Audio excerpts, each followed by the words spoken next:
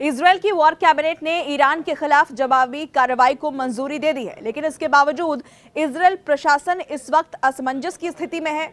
पलटवार को लेकर कोई भी फाइनल फैसला नहीं हो पा रहा।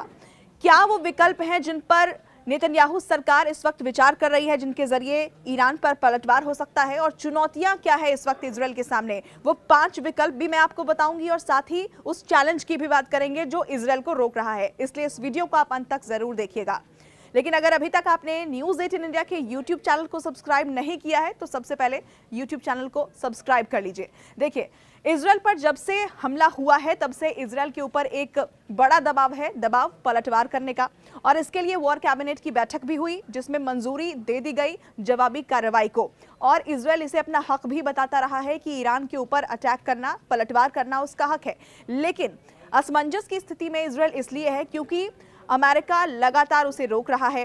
अमेरिका ने जवाबी पलटवार करने से मना किया है, लेकिन इसके बावजूद नेतन्याहू सरकार के पास वो कौन से विकल्प हैं, हम पहले उनकी बात कर लेते हैं कि अगर ईरान के ऊपर पलटवार होता है तो वो कौन से 5 विकल्प जिनका सहारा लिया जा सकता है ईरान को संदेश देने के लिए, ईरान को ये बताने के लिए कि इजरायल ने पलटवार किया है अपने ऊपर जो अटैक हुआ था उसका। देखिए, सबसे पहला है ईरान के परमाणु केंद्रों को निशाना बनाना, क्योंकि इजरायल के लिए ये उसके अस्तित्व पर भी हमेशा से खतरा रहा है। ईरान जो है लगातार परमाणु बम तैयार करने में जुटा है और उसके जो न्यूक्लियर सेंटर्स हैं उस पर इजरायल की तरफ से पहले भी अटैक हुआ है। इजरायल दरअसल इसे अपने अस्तित्व पर एक बड़ा खतरा मानता है, लेकिन इसे ये भी समझना पड़ेगा कि अगर न्यूक्लियर सेंटर्स पर सीधे इजरायल अटैक करता है तो ये बहुत आक्रामक रुख ले लेगा, और ये इतना आसान भी नहीं होने वाला है क्योंकि तमाम जो सेंटर्स हैं वो ज़मीन के नीचे बनाए गए हैं। और इसमें जो स्ट्रेटजिस्ट हैं वो ये बताते हैं कि इसके लिए इजरायल को अमेरिका की मदद की ज़रूरत पड़ेगी।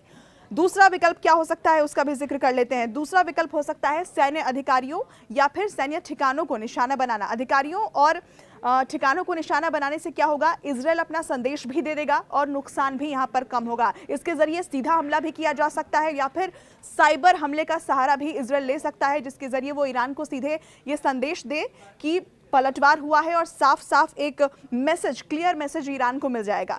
तीसरा विकल्प है जो हथियारबंद गुट हैं, ईरान समर्थित जो तमाम गुट हैं जिनमें हिजबुल्लाह और यमन के हूती विद्रोही हैं, इन तमाम संगठनों को जिन्हें ईरान ट्रेनिंग देता है, जिन्हें वेपन्स देता है, उन पर अटैक करके इजरायल जो है वो अपना मैसेज क्लियर कर सकता है। इजरायल की तरफ से ये तीसरा ऑप्शन हो सकता है जवाबी कार्रवाई का। और चौथा और सबसे अहम है गाजा पर फोकस करना। गाजा में जो पिछले 6 महीने से युद्ध जारी है उसके लिए पहले से कहा जाता है कि गाजा पर युद्ध पर जीत का मतलब है कि ईरान के खिलाफ युद्ध पर जीत, और यहाँ पर फुल्ली फोकस करके जो कि इजरायल के तमाम राजनयिक हैं वो भी यही कह रहे हैं कि फोकस इजरायल को गाजा पर रखना चाहिए। गाजा की युद्ध में जीत का सीधा मतलब यही होगा कि आपने ईरान को हरा दिया है। और पांचवी बड़ी बात, पांचवा विकल्प यह है कि सीरिया में ऐसे कई सेंटर्स हैं जहां से ईरान जो है वो अपने टेररिस्ट को ऑपरेट करता है। इजरायल पहले भी इन तमाम सेंटर्स पर अटैक करता रहा है और बहुत हद तक ये मुमकिन है कि एक बार फिर से इजरायल सीरिया के इन सेंटर्स पर अटैक करके ईरान को कड़ा संदेश दे। लेकिन इन 5 विकल्पों के बावजूद जो सबसे बड़ी चुनौती बनी हुई है वो है अमेरिका, क्योंकि अमेरिका ने इजरायल के लिए रुख अपना साफ किया है। इजरायल को ये कहा है कि पलटवार ना किया जाए, ईरान की तरफ से जो अटैक हुआ उसे इजरायल ने नाकाम कर दिया है और इसलिए इस जंग को यहीं रोक दिया जाए, इसे आगे और बढ़ाने की ज़रूरत नहीं है।